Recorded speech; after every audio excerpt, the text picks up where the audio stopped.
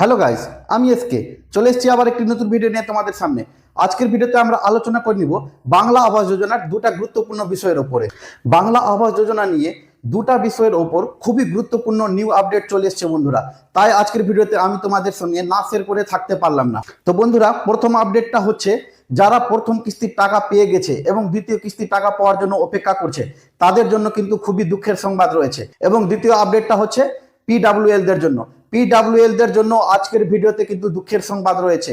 যদি আপনারা পিডাব্লিউএল হন এবং যাদের প্রথম কিস্তির টাকা ঢুকে গেছে তারা কিন্তু অবশ্যই ভিডিওটাকে দেখবেন, না হলে কিন্তু আপনারা খুব সমস্যায় পড়ে যেতে পারেন।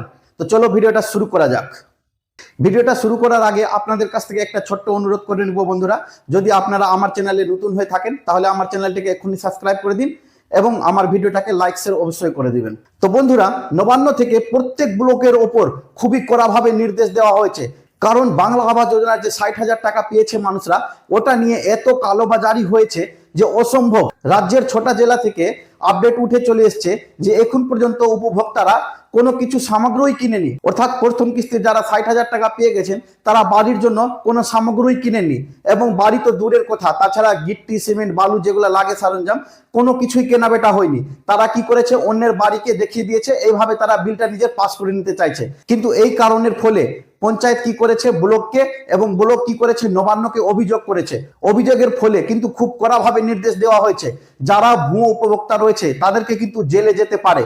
যাদের প্রমাণ হয়ে গেছে তাদের ব্যাংক অ্যাকাউন্ট থেকে 60,000 টাকা কি করছে, মাইনাস করে দেওয়া হচ্ছে। এবং যদি কারো 60,000 টাকা থেকে থাকে তাহলে ওদের টাকাটা মাইনাস হয়ে আবার নবান্নে ফিরে চলে যাচ্ছে। তাই বন্ধু, আমি আপনাদেরকে নির্দেশ দিব যে আপনারা যদি কেউ এখন পর্যন্ত বাড়ির কোনো কাজ চালু করেনি তাহলে কিন্তু আপনারা আপনাদের পঞ্চায়েতে বা ব্লকে গিয়ে খবরটা জানাবেন যে আমাদের এই কারণবশত দেরি হচ্ছে, আমরা কিছুদিন পর এই সামগ্রী কিনে আমরা বাড়ির কাজটা চালু করব।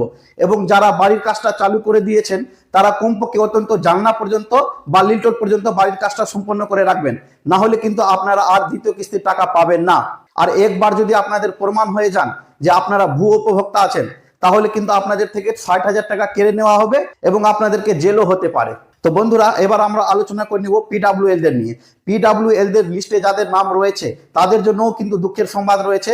কারণ হচ্ছে প্রথম কিস্তি যারা টাকা পেয়েছেন তারা এখন পর্যন্ত ঠিকভাবে টাকাকে সদ্ব্যবহার করছেন না, বাড়িটাকে কাজে লাগাতে পারছেন না, অর্থাৎ তারা ভুয়ো উপভোক্তা হয়ে থেকে গেছেন। তাই নবান্ন কড়া নির্দেশ দিয়েছে এদের উপর। এরা যদি জুন মাসের মধ্যে যদি কমপ্লিটটা না করে দেখাতে পারে তাহলে আর জুন মাসে এদের টাকা তো দেওয়া হবে না, বরঞ্চ পিডাব্লিউএল দের আরেকটা সার্ভে হওয়ার কথা রয়েছে। যে সেন্সার লিস্টে এত ভুয়ো উপভোক্তা রয়েছে তাহলে অবশ্যই পিডাব্লিউএলও ভুয়ো উপভোক্তা হওয়ার সম্ভাবনা রয়েছে। তাই পিডাব্লিউএল দেরকেও আবার সার্ভে করা যেতে পারে। তাই বন্ধুরা, আমি আপনাদেরকে একটা নির্দেশ দিব যে আপনারা যত তাড়াতাড়ি সম্ভব আপনাদের বাড়ির কাজটা সম্পন্ন করে ফেলেন, যাতে পিডাব্লিউএল দের কোনো অসুবিধা না হয় টাকা পেতে।